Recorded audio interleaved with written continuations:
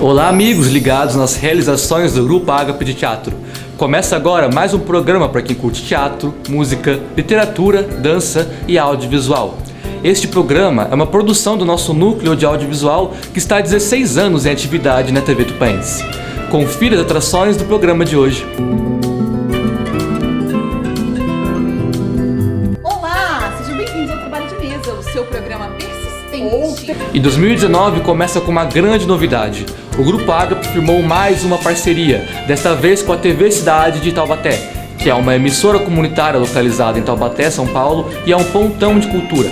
Quando fomos ponto de cultura, participamos de inúmeros encontros estaduais e tivemos o prazer de conhecer Jefferson Mello, que foi quem selou esta grande parceria. Com vocês...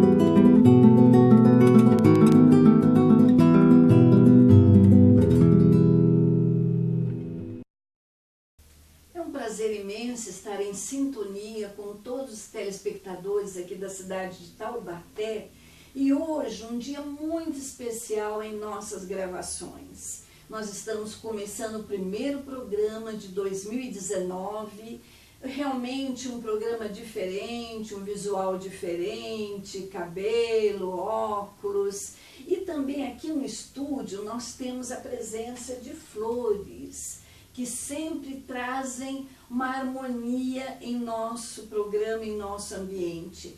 Temos também exposição de quadros, nós temos o quadro aqui de Yuri Guimarães, um trabalho belíssimo que foi doado à TV Cidade de Taubaté, que é o trabalho de Madonna.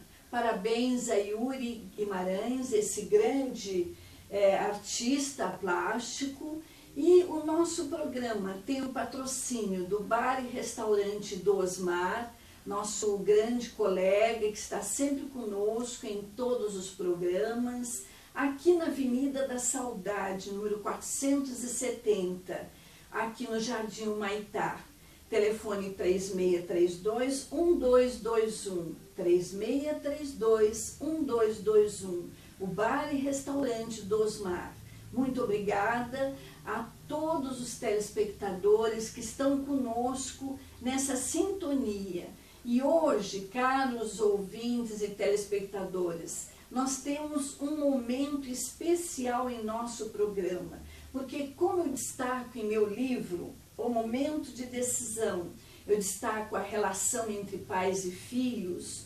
Hoje eu vou estar destacando uma questão que é muito importante e primordial, que é o relacionamento entre pais e filhos em passeios. Nós estamos na época de janeiro, férias, início de ano, e muitos estão querendo se divertir, passear, e nós temos que pensar no relacionamento entre irmãos, pais e filhos, que deve ser sempre acolhedor. E eu sempre incentivo nesses passeios, vamos passear em Passa Quatro, que tem o trem de Passa Quatro, tem o trem de Guararema, tem o trem não só dessa região nossa aqui do Vale do Paraíba, mas existem trens que fazem passeios belíssimos. Então, hoje o nosso programa presta uma homenagem à memória do trem, porque nós sabemos que por volta de 1870, quando foi comemorado o ciclo de ouro do Brasil, que foi o ciclo do café, esse período teve realmente o auxílio dos trens. Os trens que levavam toda essa produção cafeeira para os portos. Então, nós devemos aos trens, às ferrovias, esse desenvolvimento do Brasil.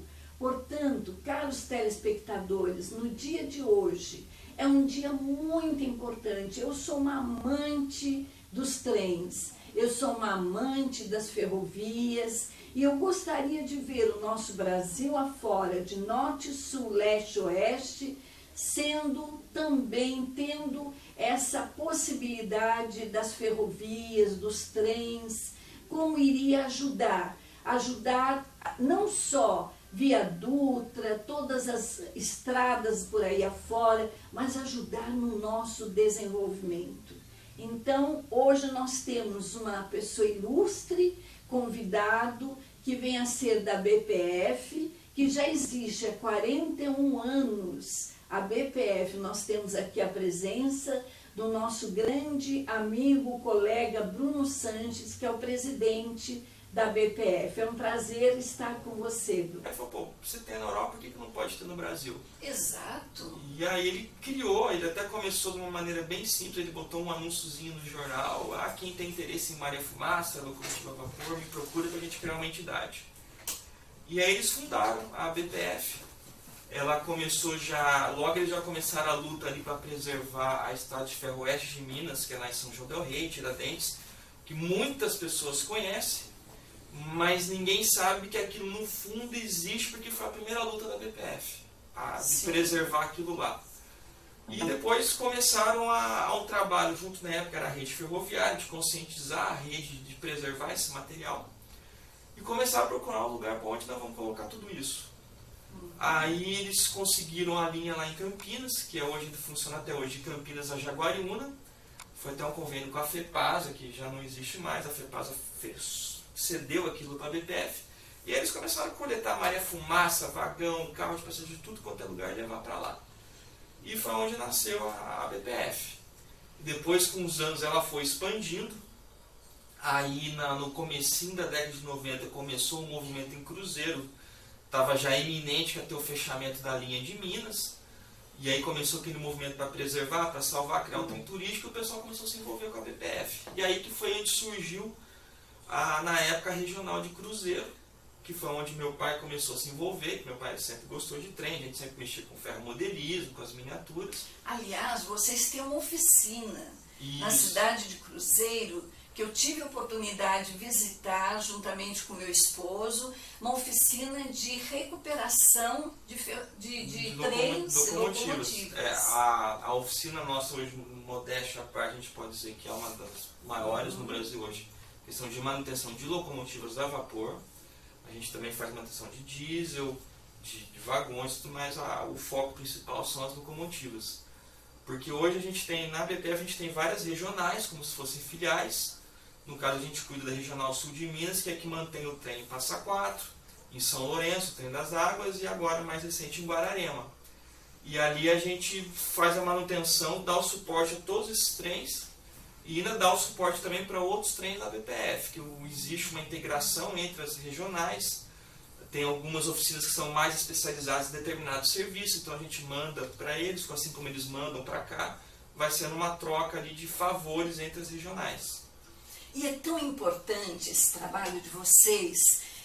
Eu sempre destaco, não só no meu livro, nos meus folhetins, que você chegou a escrever várias oportunidades sobre o trem, sobre ferrovias, essa questão da relação, principalmente agora, período de janeiro, período de férias, a relação entre pais e filhos, os passeios. Vocês organizam muitos passeios, que além dessa questão divertida, tem a parte cultural, de conhecimento. Sim. Isso é muito importante, não só em Passa Quatro, mas aqui em Guararema. Vocês organizaram um trem do Papai Noel, agora em dezembro. Sim, teve o trem de Natal. Ele é uma parceria grande que a gente faz com uma ferrovia, que é a Rumo Logística, que o pessoal não deve conhecer, porque aqui é outra ferrovia. Sim. A Rumo atua principalmente na parte norte de São Paulo e no sul. E eles têm uma preocupação muito grande com a parte social. Eles fazem um trabalho social muito grande e existe até hoje aquele conflito das pessoas com a ferrovia, que o trem passa aqui, só suja a cidade, faz isso e aquilo. E eles começaram a ver que a melhor forma de trazer a população de volta para a ferrovia era realmente trazer a população para a ferrovia, que muitas vezes fazia aquele trabalho fora da ferrovia. E ano retrasado, eles em Curitiba, eles fizeram em parceria com a BPF, a gente pegou uma Maria Fumaça, botamos luzinhas e foi desfilar em Curitiba. era para ser uma coisa de 2, 3 dias. Teve uma repercussão tão Sucesso. assim, absurda, assim, um negócio Sim. assim, surpreendeu tanto, que o negócio que era para 3 dias ficou quase um mês lá. Que ótimo. E aí esse ano, né, 2018, eles falaram, nós queremos fazer mais. Sim. E aí e falaram, nós queremos fazer em São Paulo também. Aí foi que eles procuraram a gente aqui. E esse ano a gente teve 3 trens de Natal. Nós tivemos 2 trens na região sul e um que veio de São Paulo, que saiu lá de São José do Rio Preto e foi até Jundiaí. Ele ali em uma semana percorreu mais de 25 cidades. Que O beleza. trem todo enfeitado, com iluminação. E era uma coisa absurda. Até dava assim, o pessoal ficava meio bravo, pô, o trem tá atrasado.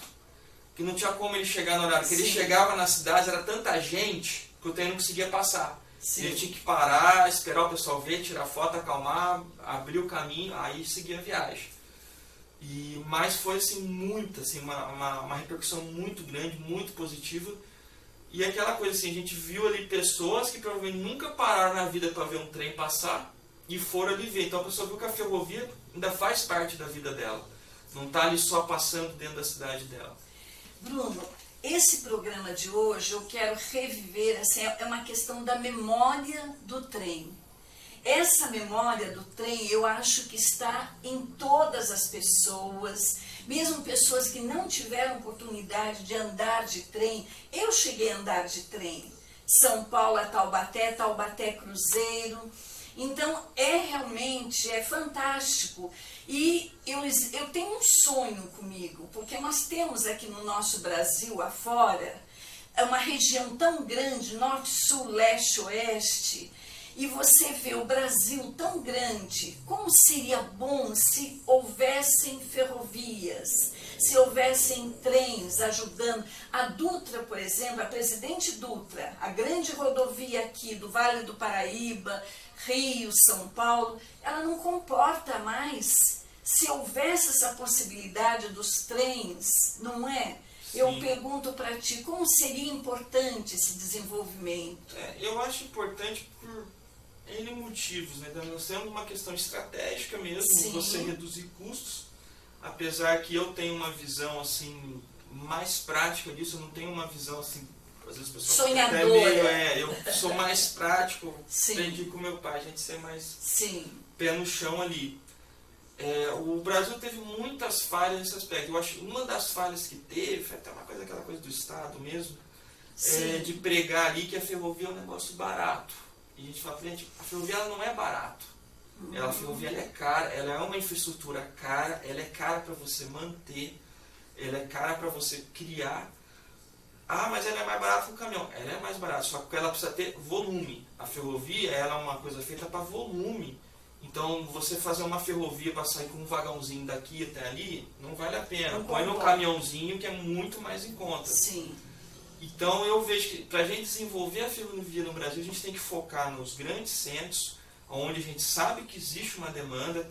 Gosto de pegar a região nossa, uma região que o transporte hoje está saturado, e você desenvolvendo aos poucos, e você criando essa rede, criando essa integração, que é o grande diferencial que tem de uma Europa, dos Estados Unidos para cá, é que existe uma integração muito grande de todos os modais. O Brasil hoje não tem, ele tem muito pouco.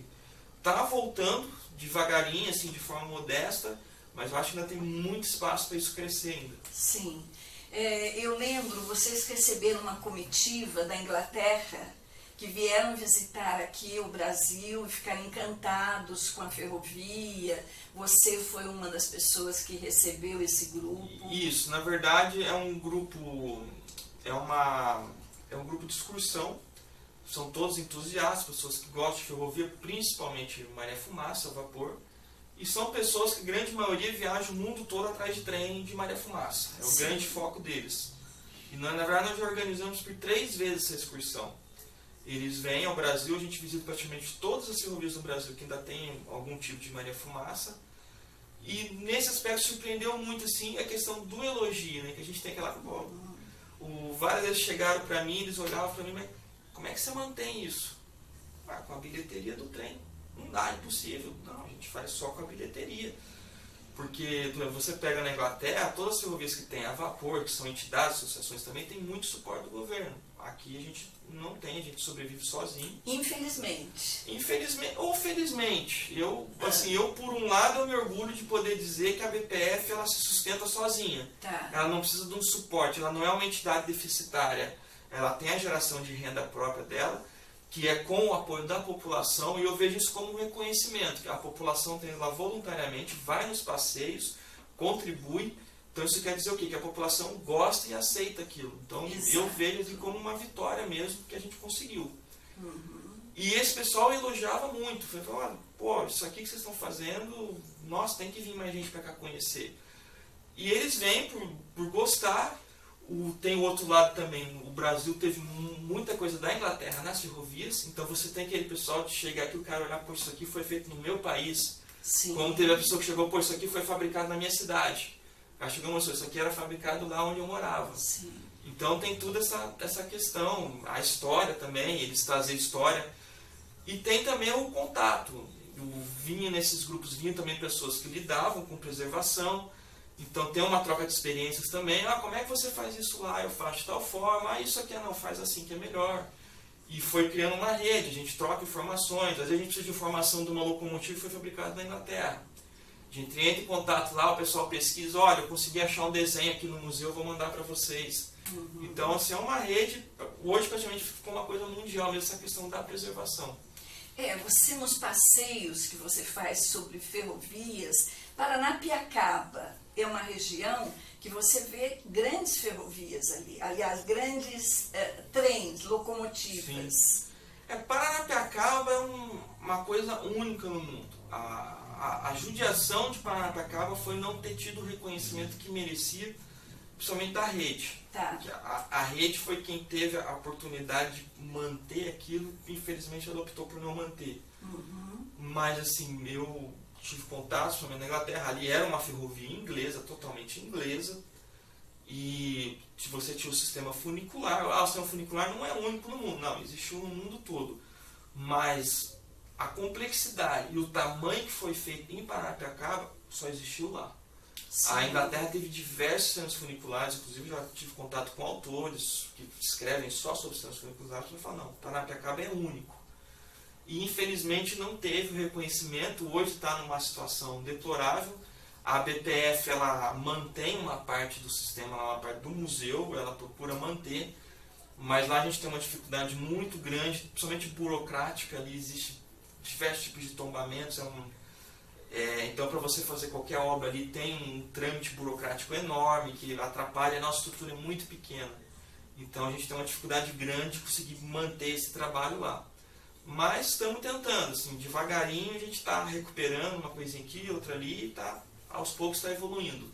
E é uma pena que exista essa questão desse bloqueio, dessa questão, eu diria assim, falta de não só patrocínio, mas de participação do governo nesse sentido assim desse desenvolvimento. Por exemplo, a estação ferroviária daqui de Taubaté, caros telespectadores, é uma tristeza, é triste você ver uma estação que era bonita, bem organizada e que hoje está à míngua.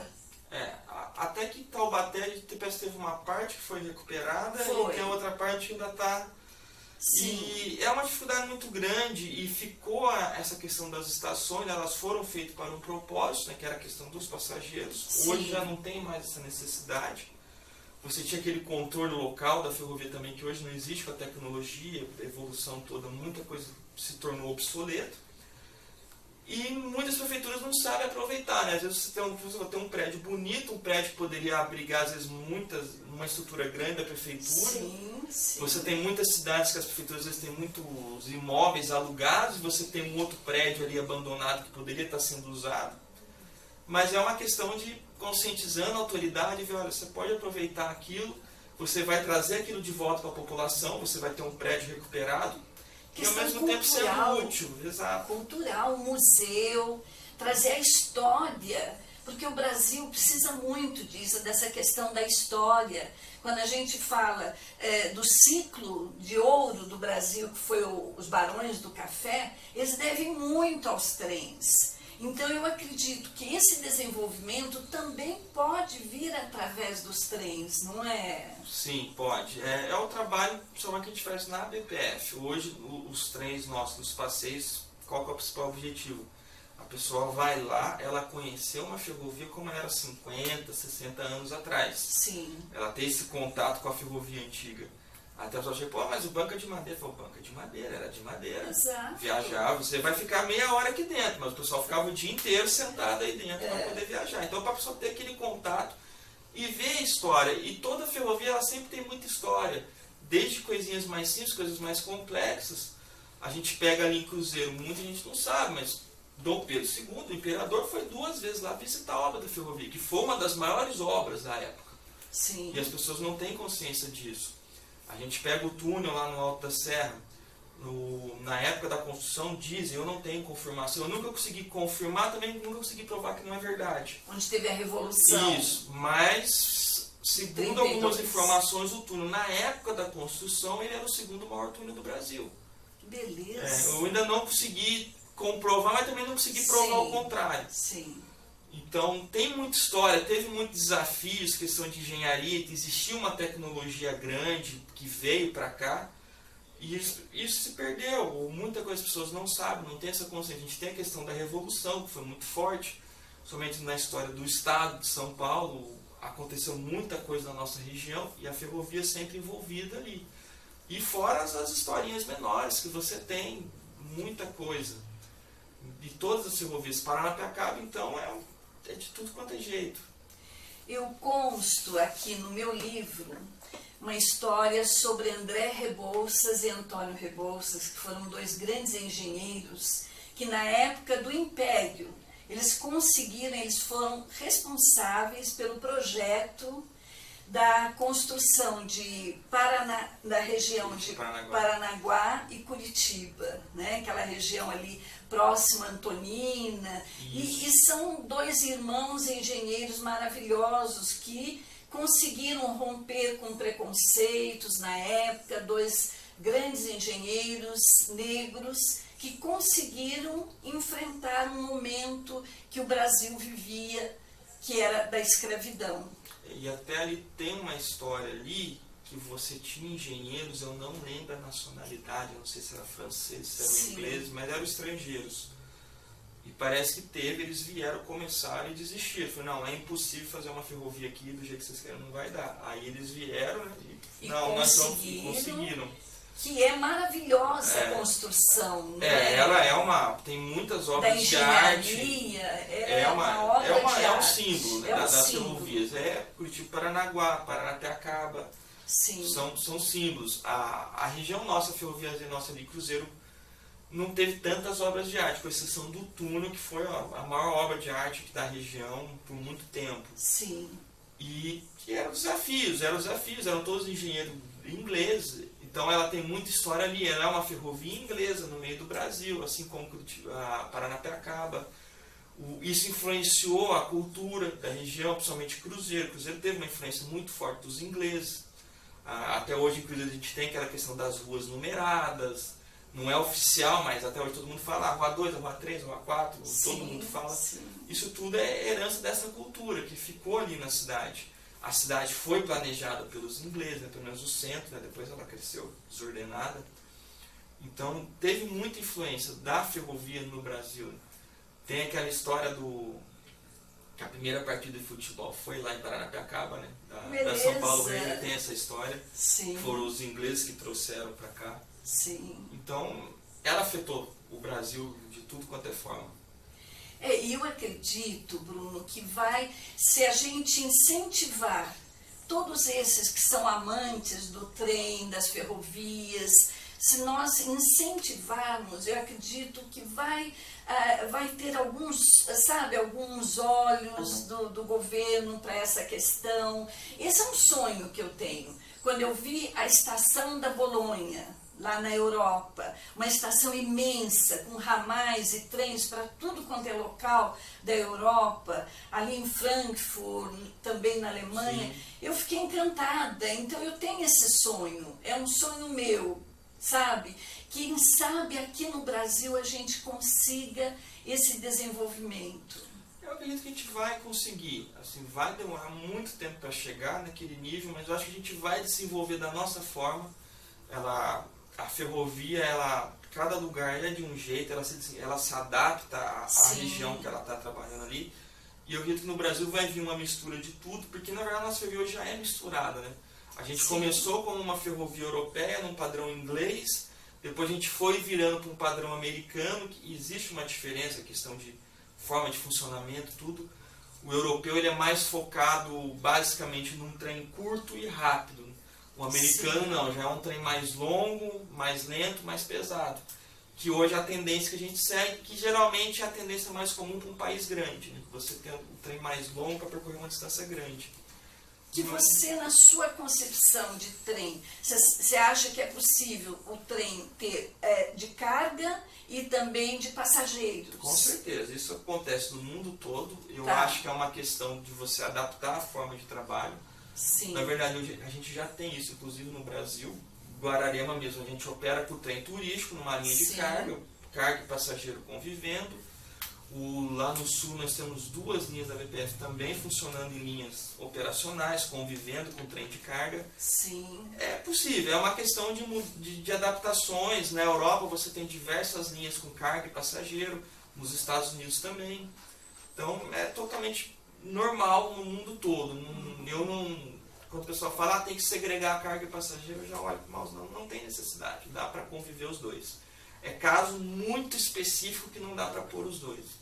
Na maioria dos casos não tem porquê. Eu quero parabenizar não só você, Bruno, que é o presidente da BPF, dessa associação tão importante, mas também parabenizar o seu Jorge, que é o seu pai, que a gente chama Jorginho, né, com muito carinho. Felipe, que eu vejo sempre conduzindo os trens, seu irmão, que é uma pessoa fantástica, querido, que um dia deu uma aula dentro da oficina das ferrovias ali, dos trens em Cruzeiro. Ele deu uma aula explicando, orientando, tão jovenzinho e com tanto conhecimento. Parabenizar esse empenho de vocês e de todo o pessoal da BPF. Quero agradecer também ao restaurante Bar do Osmar, que está sempre conosco, aqui na Rua Humaitá, na Avenida da Saudade, 470, sempre colaborando, participando conosco, em muitos momentos aqui do nosso programa. Então, hoje é um dia que nós iniciamos o ano assim, pensando grande, vamos pensar grande por esse Brasil afora, que esse Brasil possa se desenvolver, não é, Bruno? Não, eu acredito que está caminhando. Até na questão da ferrovia, a gente já vem observando nos últimos anos a mudança de mentalidade das próprias ferrovias, está aumentando a preocupação deles, inclusive com a própria história. No começo eles não tinham tanta preocupação. A gente vê igual essas parcerias que a gente fez agora para o trem de Natal, o tanto de apoio que a gente tem recebido da concessionária lá no Sul e agora em São Paulo, que dá rumo. As outras estão começando a enxergar isso também, que tem que trazer a história de volta. Porque a ferrovia, a maioria delas são todas centenárias, ela tem muita história na bagagem dela ali.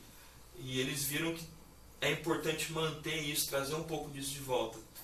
É até o slogan que a gente usa para a Rumo, né? É preservar o passado, mas também tem que desenvolver o futuro. Isso é cultura. E o Brasil, o nosso povo necessita disso. Preservar a cultura, preservar todos esses sonhos, porque o brasileiro é um povo maravilhoso e sonhador, não é? Então eu acho que esse desenvolvimento vai ser muito importante.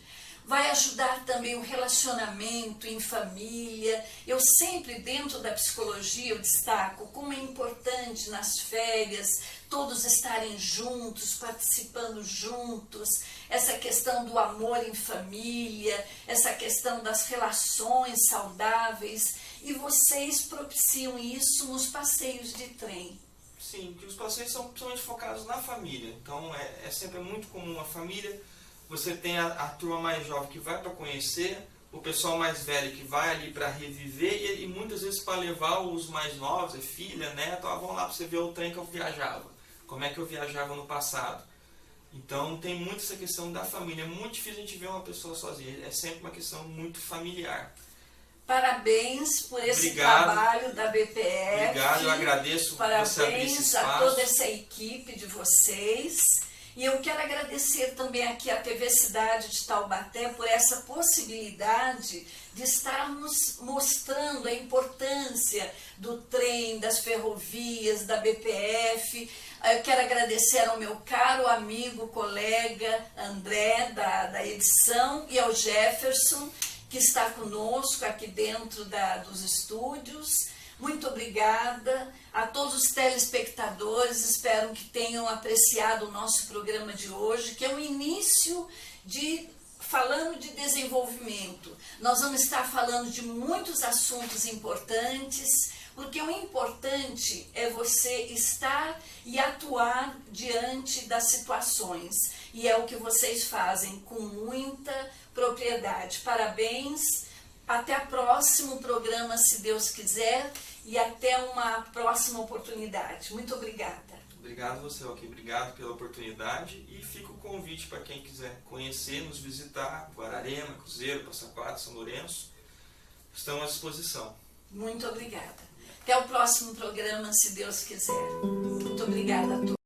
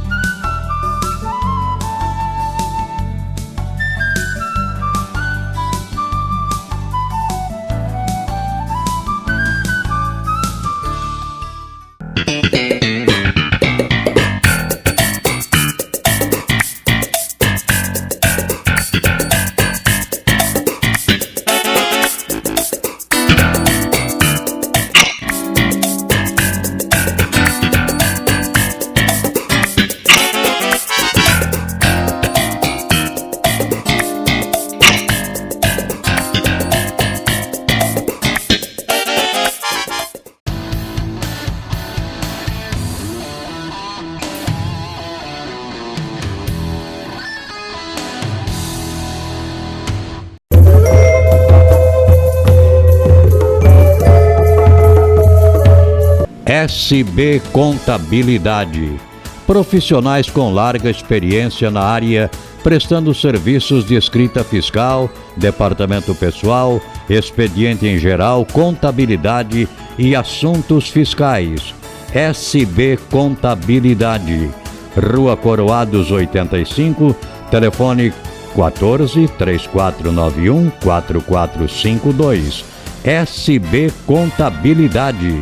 Sempre ajudando a contabilizar o futuro de nossos clientes.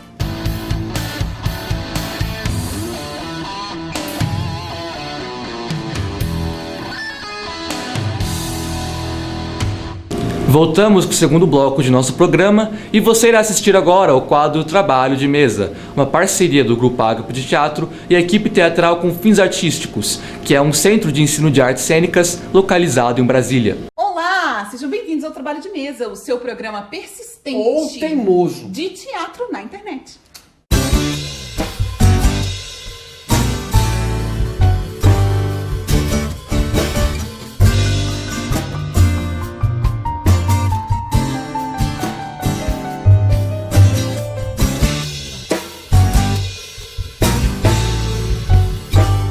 O tema desse programa foi proposto pela Alice e vai tentar abordar essas questões da teimosia, digamos assim, da persistência e por que diabos o teatro não larga o osso e não deixa ser enterrado de uma vez. A discussão real é por que ainda fazemos teatro já que o cinema tá aí. Por quê? Por que uma pessoa vai fazer teatro na vida se existe o cinema? Porque pra fazer cinema, meu amor, você tem que ser um bom ator de teatro. Não, mentira, não tem que ser. Mas se fosse, ia ser bom. Porque você vê, os grandes atores de cinema fizeram o quê? Fizeram teatro. Me diga um bom ator de cinema que não tem o pé lá na interpretação dramática. Crucified at the same time as our Savior. One? Our what? Our Savior. Two thieves. One is supposed to have been saved and the other damned. Saved from what? Hell.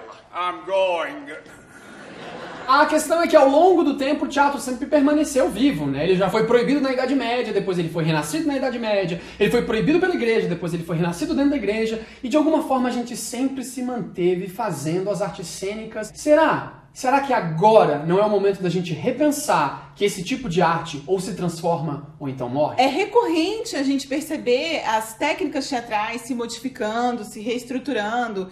Da mesma forma como a fotografia modificou a forma de fazer pintura, de alguma forma o cinema também, e também a fotografia, modificou a forma de fazer teatro. Então a gente tem em todo o início do século XX uma série de técnicas que surgem, uma série de pessoas que trazem novas roupagens para esse fazer teatral e que de certa forma sim faz com que ele vá se transformando e vá criando uma outra expressividade, uma outra relação com o público que não necessariamente aquela vontade de representar a realidade. Que, aliás, diga-se de passagem, não é uma máxima do teatro ao longo de toda a história. Uma coisa legal é que, de repente, se entendeu que interpretar é algo natural do ser humano, praticamente todas as pessoas interpretam em algum momento, só que passou a ser uma demanda de carreira, né? Sim. Porque ela tinha um aspecto religioso, ritualístico, na interpretação da mêmesis, do outro, de eu ter que fazer o outro. E isso acavalou a criação da própria arte cênica. Essa mesma necessidade, essa mesma demanda de ver o outro de fora, sendo você ele e este outro, passou também a ser incorporado pelas novas tecnologias. Então, quando o cinema foi criado, ainda que em forma de documentário, ele também passou por esse aspecto de que a gente pode colocar essa mímese ali. Tanto é que uma das primeiras interpretações para o cinema é a mágica. Sim. Ela é a própria reconstituição da realidade através desse mundo fantasioso. Sempre existiu essa demanda e essa coisa natural da gente fazer essa coisa que o teatro é por essência, a interpretação da nossa história, de nós mesmos. Só que quando o cinema chegou e abarcou essa estrutura, o teatro ficou então sem esse lugar, sendo o único lugar onde a plateia ia para ver a si mesmo e ver o outro sendo reconstruído, desconstruído. Independente de ser uma interpretação realista ou não. Então o teatro teve que ser reinventado. Eu acho que de fato o teatro ainda persiste porque de algum lugar a gente ainda precisa dele. Talvez seja o momento da gente pensar que ele precisa realmente dialogar com as tecnologias atuais, Sim. porque a tecnologia já está entrando no aspecto interpretativo teatral. E aí quando eu me refiro à tecnologia, eu digo as questões mais high-techs mesmo. Por exemplo, o Rogue One é um filme muito legal, que demanda muitos bons atores, só que também tem um ponto da tecnologia ali dentro, fazendo a função e fazendo as vias, né, da interpretação. De repente, atuar não vai ser mais necessário.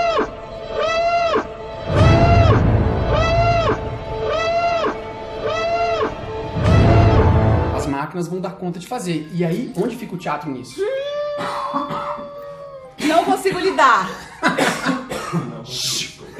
Mas talvez exista alguma coisa no teatro, nesse contato pessoal, direto, vivo, ao vivo, que as tecnologias ainda não suprem. O simples fato de estar ali ao vivo, vendo uma outra pessoa fazer alguma coisa e que isso te traz sensações e vivências. E uma coisa doida é você pensar que em épocas de realidade virtual, talvez o teatro seja o último lugar onde a realidade vai ser dada, onde Sim. o público vai consumir realidade, talvez vai ser só no teatro. A gente vai precisar voltar às origens da realidade como coisa, aí o teatro vai estar lá, agora vocês me querem, né? Então agora vocês podem vir aqui, só pagando inteira agora. A própria necessidade de entretenimento das pessoas, ela já está suprida. A tecnologia, tanto em forma de vídeos no YouTube, como você está aí assistindo agora nesse momento, esse nosso vídeo, o próprio cinema, todas as relações com a música, em aplicativos que estão ali muito à mão, todas essas relações de entretenimento mudaram. Então não dá nem para dizer que as pessoas precisam ir ao teatro para assistir um espetáculo de dança, um espetáculo de teatro propriamente cênico, ou até um show, Sim. que elas precisam disso para se entreter, para ter terem lazer, para terem um momento leve no meio de uma rotina pesada. Isso não é mais necessário. As pessoas têm uma coisa chamada Netflix, as pessoas não precisam mais nem da novela da Globo. Netflix, paga nós. O Ariano Suassuna falava que você tem que sempre ter pelo menos uma ou duas obras teatrais, ou obras artísticas, não importa, mas você tem que ter 2 obras que sejam arrebatadoras da sua vida. Aquelas obras que mudaram o curso de saúde. Gente, vamos demitir essa pessoa, cara. Se a pessoa não cuida da própria saúde, atrapalha. Vem cá, você falou Ariano Suassuna dizia? Ele morreu, né? Eu ainda não lido com essa informação. Que tenham mudado o curso da sua vida, que a sua vida virou outra coisa depois que você entrou em contato com essa obra. Se você é artista e você não tem uma obra assim, você tá no lugar errado. E falando de artista, eu acho que é exatamente um dos motivos pelo qual o teatro se sustenta, não só através da história, pelo que ele é historicamente, mas também porque existem pessoas querendo fazer teatro. E mais, a necessidade de você continuar vivenciando a obra artística no ao vivo, no momento, talvez nunca saia dali. You accidentally picked up my grandmother's ring and you accidentally proposed to Rachel. Can I just stop you right there for a second? When people do this, I don't really know what that means. E aqui fica uma super dica, hein? Compre um bom fone de ouvido, bote Led Zeppelin pra tocar no máximo, põe um fone, apague a luz e curta a vida, porque é outra coisa. Mas nada substitui você ir no show e ver o Robert Plant cantando ali em cima. And when she gets there, she knows if the stores are all closed, with a word she can get what she came for. Quando você vai a um museu ou vai a uma exposição e você vê o quadro, na verdade, pronto ali pra você, é uma outra dimensão da apreciação artística. Não dá pra você ver obras de arte, né, naqueles livrões grandões que você não sabe guardar e fica só empoeirando sua casa pra você dizer que você é cult. Ou você põe na mesa de centro. Isso. Se você tem um projeto arquitetônico, sempre tá lá no AutoCAD o preset pronto daquela mesa de centro com aquele livro de arte, né? Então, mas você... ele serve pra alguma coisa. Serve, cara. Serve pra você arredar quando você vai botar o copo de uísque. A realidade da obra artística sendo apresentada na sua totalidade, como ela é, independente da linguagem, é muito diferente. Então, talvez por essa demanda, o produto artístico teatral talvez nunca suma. Ver um ator chegando na cena, por mais realista, profunda que seja, e que o cinema também abarque essa mesma esfera, é muito diferente. Sim. A postura do ator realista interpretando uma cena triste ao vivo no teatro atinge um outro patamar que, mesmo que a cena no cinema seja fantástica, o teatro ainda consegue ganhar um pouco. Eu acho que causa um pouco essa sensação no teatro que aquilo está sendo feito pra pessoa. Acho que o cinema chegou num tamanho, e aí a gente tem salas gigantescas com cadeiras que tremem e uma série de tecnologias ao redor daquela experiência de fruição artística. O teatro naquela arquibancada ou naquelas cadeirinhas comuns, às vezes até cadeiras de plástico, mal acomodadas, façam com que a sensação de que aquilo está sendo feito pra mim, principalmente pra quem não tá acostumado a assistir essa linguagem, né? Não sei se isso é forte o suficiente pra fazer o teatro resistir, mas eu acho que isso é uma das coisas que faz com que ele ainda esteja por aí, né? Só que tem um ponto que inclusive a gente já abordou num podcast. Será que o teatro perdeu pro cinema? Acesse aqui embaixo, descubra o nosso podcast. Faça você agora, você que tá me assistindo, você agora que tá olhando pra Alice, nesse momento, quantos filmes você viu há 2 anos atrás? Agora pega esses mesmos 2 anos, quantas peças de teatro você assistiu de lá pra cá? E agora me responda que realmente o teatro vai permanecer por aí. Faça uma projeção aritmética e talvez ou o teatro se adapta a uma nova realidade ou ele de fato vai sucumbir, ser dragado pela realidade, obliterado pela força da vida. E talvez...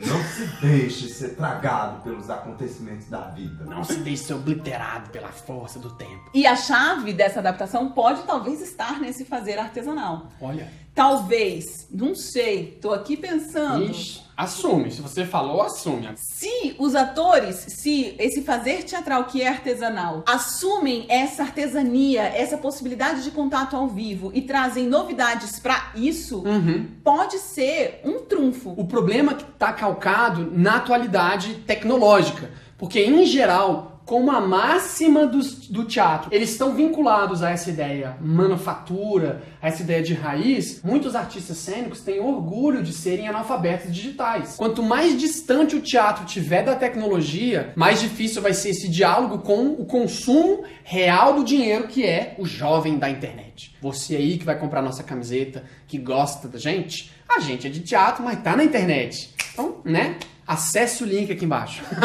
E aí a gente vai precisar que o ambiente, o mercado se exaspere, se oblitere com a tecnologia demais, ao ponto das pessoas precisarem de realidade novamente, então terem que voltar ao teatro. Pensa que a gente talvez esteja num momento em que os atores cênicos, o pessoal da academia principalmente, né, que estão formando novos atores aí chegando sempre, eles dialoguem com a tecnologia de uma forma um pouco mais direta, sabe? E não só como, eu tenho interações com o vídeo. Eu projeto...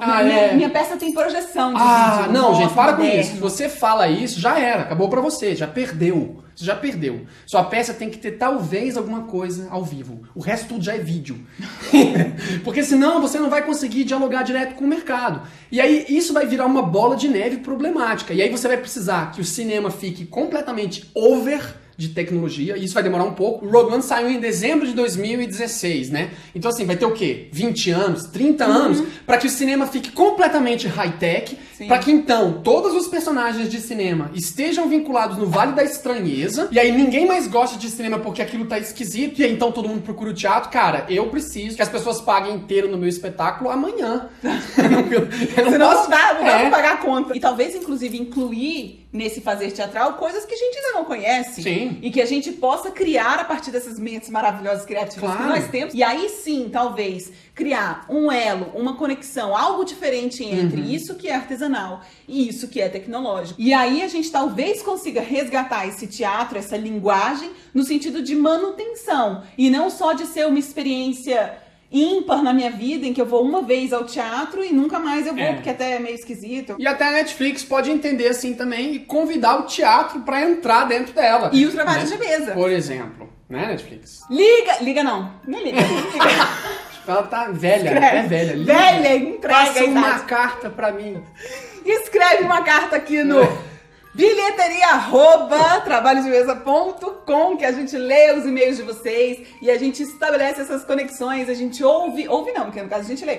Se eu leio, você ouve, eu posso ficar lendo. E diz aqui pra gente nos comentários como que é a sua relação com o teatro. Você frequenta teatro? Você costuma ir? Ou você é um ator? Quantas peças você faz por ano? Então a gente deixa essa reflexão aqui. Se você vive de teatro ou faz teatro, deixa aqui os seus comentários, entre em contato, avisa como é que tá pra vocês essa relação. Se o teatro realmente tá perdendo, se a gente tá deixando de fazer teatro e deixando o cinema entrar cada vez mais na nossa vida, ou se isso não faz diferença. E se na verdade o cinema potencializa o teatro, quem sabe? Não sei. Então é isso, pessoal. Muito obrigado por terem assistido o vídeo até esse ponto. Gostaríamos de pedir encarecidamente que vocês entrem em contato, conheçam, se você não conhece ainda, o nosso podcast, www.trabalhodemesa.com, o melhor lugar na internet para você discutir sobre teatro, entrar em contato. Espera que a gente tem um recado pra você. Esse programa é apresentado pelo FAC, o Fundo de Apoio à Cultura do Distrito Federal. E tem o apoio do MINC, Ministério da Cultura. Esse programa é apoiado pelo pessoal da Refil, fazendo a técnica do trabalho de mesa, e tem o apoio carinhoso, maravilhoso do podcast Dragões de Garagem. Se você não conhece o que é o Dragões de Garagem,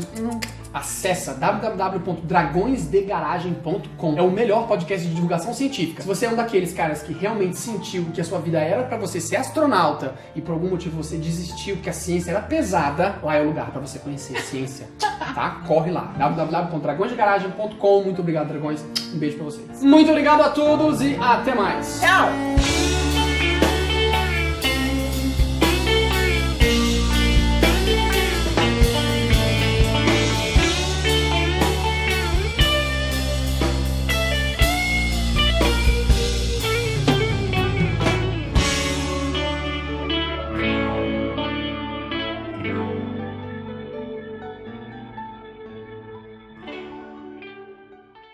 Encerramos assim o programa de hoje. Lembrando que este programa é para quem curte teatro, música, literatura, dança e audiovisual. Aqui também você terá muitas informações sobre a cultura e as artes na Estância Turística de Tupã. Este programa é uma produção do nosso núcleo de audiovisual que está há 16 anos em atividade na TV tupaense. Esperamos você no próximo programa. Até lá!